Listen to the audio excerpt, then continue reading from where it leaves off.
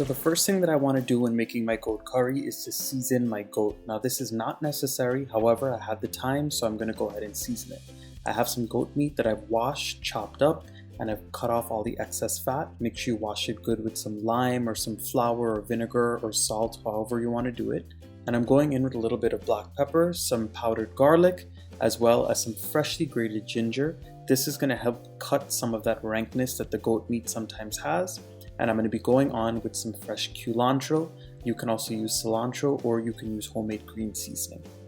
At this point, I'm also going to be adding in a little bit of my all-purpose seasoning, and I'm going to toss this all together and I'm going to let it sit from anywhere from 30 minutes to a couple of hours, just depending on how much time you have on hand. Now in a heavy bottom pot of your choice, I'm going to go ahead and heat up some oil. Now I'm using regular vegetable oil today. You can use any kind of oil that you like to use, and I'm not going in with too much because what we're going to do here is steam the goat meat and start to sear it and let all of that rank water, what we call it, or any of those natural juices flow out of the meat and then dry back up. Now here's a little trick I've learned over the years. If you take a cinnamon stick, just a piece of it, and put it into that hot oil and then put the goat meat inside and let it steam with it, it helps to cut the rankness as well. That ginger and cinnamon really do help with the process. Once the oil is hot, I'm going to go ahead and add in my goat meat, and I'm going to continue to stir it up, and I'm going to cover it and let all of those natural juices flow out of the meat and then let it dry back up and start to sear.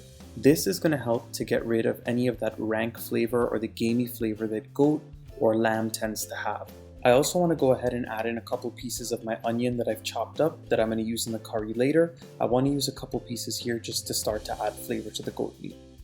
So while my goat meat is steaming, I'm going to go ahead and work on my curry paste. So in my bowl here, I have a little bit of chopped culantro. Again, if you had green seasoning or cilantro, you can use that as well. I have some garlic that's been finely pounded in my mortar and pestle, and I have some scotch bonnet pepper. I'm using a whole one today because I want the curry very spicy. And I'm also going to be going on with my curry powder as well as my grandmother's homemade masala. We're just going to go ahead and add some water into this mix, and we're going to stir it up until we get a nice thick paste. So this is the halfway point of that goat meat steaming. As you all can see, there's a lot of liquid left at the bottom of the pot, and I've had it covered this whole time. I'm going to keep it covered, let that water continue to release, and then wait until it dries up. So this is what the goat meat looks like after about 15 minutes, and that's how long it took me for that goat meat to fully dry up and start to sear on the outside. You want to go ahead and sear it a little bit so this way it seals in that flavor for when you're ready to bunjay the goat or fry it up with all of those curry spices later on. So now that this is done, I'm going to go ahead and remove the pieces from the karahi that I'm using and put it into a bowl and set that aside. Now into that same pot that we were steaming the goat meat in with all of those beautiful and flavorful brown bits at the bottom, we're going to go ahead and add in a little bit more oil so we can start to fry up our curry paste.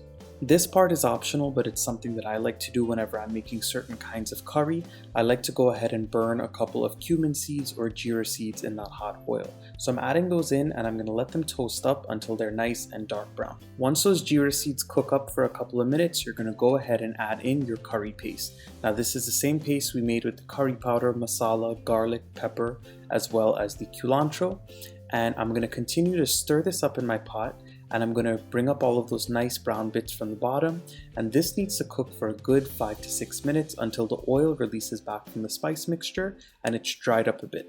If you're worried about this mixture sticking or drying up too quickly, you can add in a little bit more water just so this way you can get all of those seasonings into the pot. And this is exactly what you want. You want it to dry up nicely, and you want all of that oil to release as you see it's in the pot here. Remember that the longer you cook that curry paste, the more deeper flavor you're going to get and the better the curry is going to come out.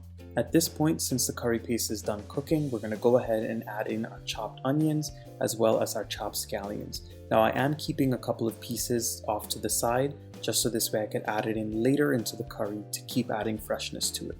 Now my onions and my scallions have cooked down for about 2 minutes at this point, and now I'm going to go ahead and add in that steamed goat meat that we had steamed earlier.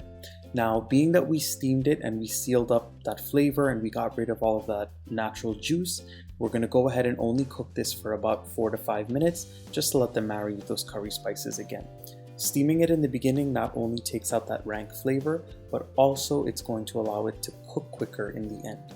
So it's been about 5 minutes since we added in that goat meat, and as you can see, it started to stick at the bottom of the pot. So at this point, we're going to go ahead and add in our water to cover the goat meat.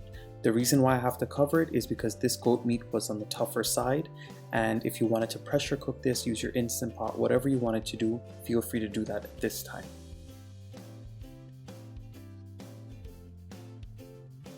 At this point, this just needs to simmer down on a medium-low heat until that goat meat is nice and tender. Check it out, this is what my goat curry is looking like after about 20 minutes of cooking.